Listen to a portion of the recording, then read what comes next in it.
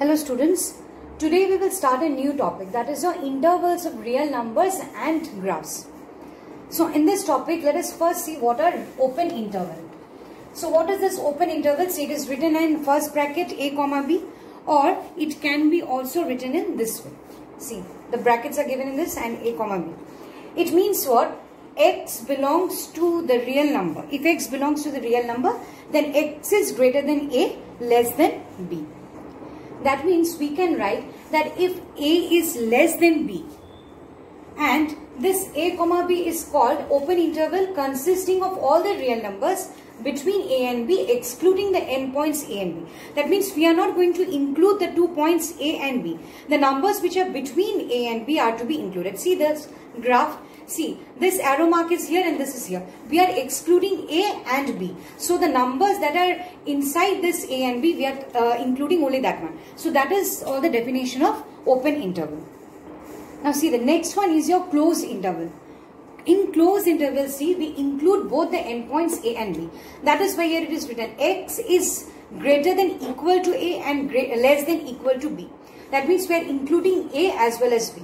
In open interval, we excluded this endpoints, but here in closed interval, we will include the endpoints A and B. Okay, so this is the definition of closed interval. Next, the third one is your left open intervals. Now, see how we write the left open interval. Here, say this is the first bracket and this is the third bracket. Here, x belongs to R, which means x is greater than A, but it is less than equal to B. Less than equal to B. Now, here, we are excluding A, but we are including B. See here, the line that I have drawn here, the arrow mark is here. That means we are excluding A, but in this case we are including B. This is called your left open interval. That is why this first bracket is given here. So x belongs to R such that x is greater than A, but it is less than equal to B.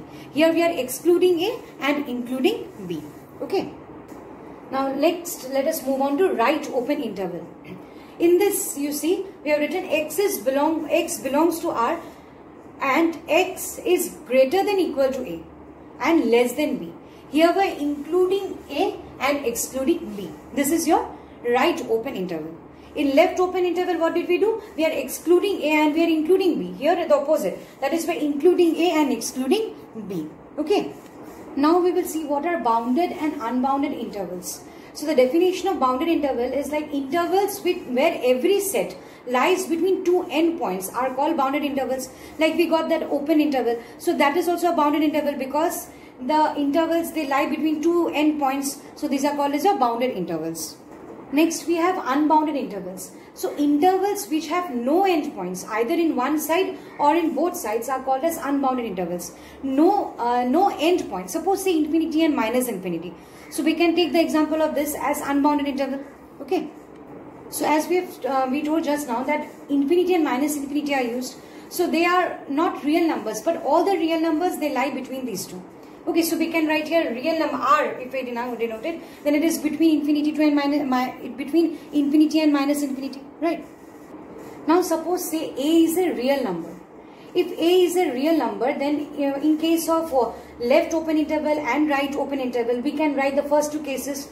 See here, in the right open interval, we can write x belongs to R such that x is greater than equal to A.